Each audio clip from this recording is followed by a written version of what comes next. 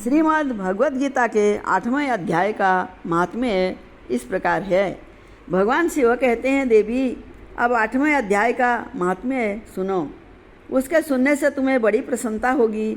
लक्ष्मी जी के पूछने पर भगवान विष्णु ने उन्हें इस प्रकार 8वें अध्याय का महात्म्य बतलाया था।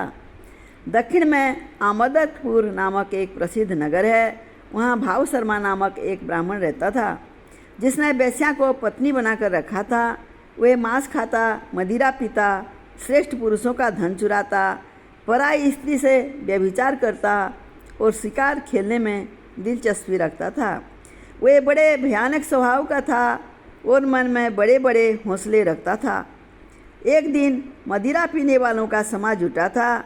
उसमें भाव शर्मा ने भरपेट ताड़ी पी, खूब गले तक उसे चढ़ाया। अतः अजीर्ण से अत्यंत पीड़ित होकर वह पापात्मा कालवश मर गया और बहुत बड़ा ताड़ का वृक्ष हुआ। उसकी घनी और ठंडी छाया का आश्रय लेकर ब्रह्म राक्षस भाव को प्राप्त हुए। कोई पति पत्नी वहाँ रहा करते थे। उनके पूर्व जन्म की घटना इस प्रकार है। एक कुशीबल नामक ब्राह्मण था, जो वेद वेदांग के तत्वों का ज्ञाता, सपूर्ण शास्त्रों के अर्थ का विशेषज्ञ और सदाचारी था। उसकी स्त्री का नाम कुमति था। वह बड़े खोटे विचार की थी। वह ब्राह्मण विद्वान होने पर भी अत्यंत लोभवश अपनी स्त्री के साथ प्रतिदिन भैंस, काल पुरुष और घोड़े आदि बड़े दानों को ग्रहण किया करता था, परंतु दूसरे ब्राह्मणों को दान में मिली हुई कौड़ी भी नहीं देता था। वही दोनों पति पत्नी कालवश मृत्यु को प्राप्त होकर ब्रह्म राक्षस हुए। वे भूख और प्यास से पीड़ित हो इस पृथ्वी पर घूमते हुए उसी ताड़ वृक्ष के पास आए और उसके मूल भाग में विश्राम करने लगे। इसके बाद पत्नी ने पति से पूछा, नाथ, हम लोगों का ये महान दुख कैसे दूर होगा तथा इस ब्रह्म राक्षस योनि से किस प्रकार हम दोनों की मुक्ति होगी? तब उस ब्राह्मण ने कहा, ब्रह्म विद्या के उपदेश, अध्यात्म तत्व के विचार और कर्म विधि के ज्ञान बिना किस प्रकार संकट से छुटकारा मिल सकता है? ये सुनकर पत्नी ने पूछा कि तद ब्रह्म किम अध्यात्मम कि कर्म पुरुषोत्तम।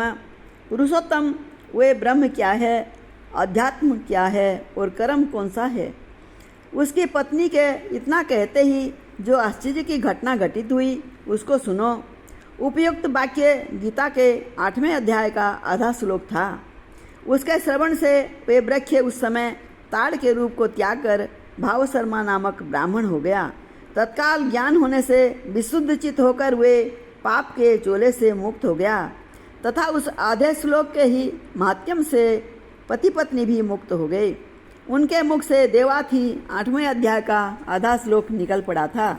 तदनंतर आकाश से एक दिव्य विमान आया और ये दोनों पति पत्नी उस विमान पर आरूढ़ होकर स्वर्गलोक को चले गए।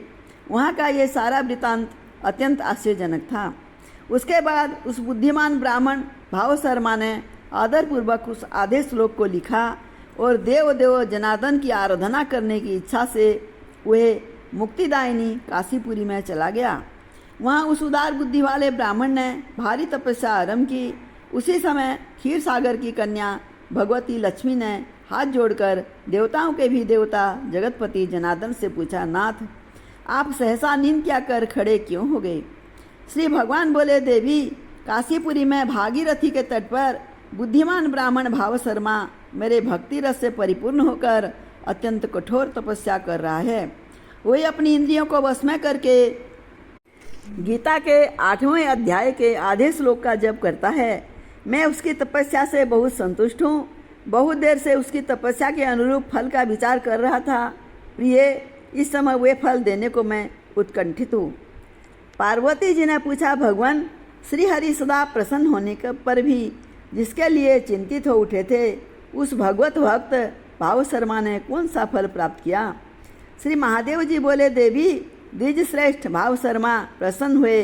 भगवान विष्णु के प्रसाद को पाकर अत्यधिक सुख मोक्ष को प्राप्त हुआ तथा उसके अन्य वंशज भी जो नरक यातना में पड़े थे, उसी के शुद्ध कर्म से भगवत धाम को प्राप्त हुए। पार्वती, ये 8वें अध्याय का महात्म थोड़े में ही तुम्हें बताया है। इस पर सदा विचार करते रहना। जय श्री कृष्ण।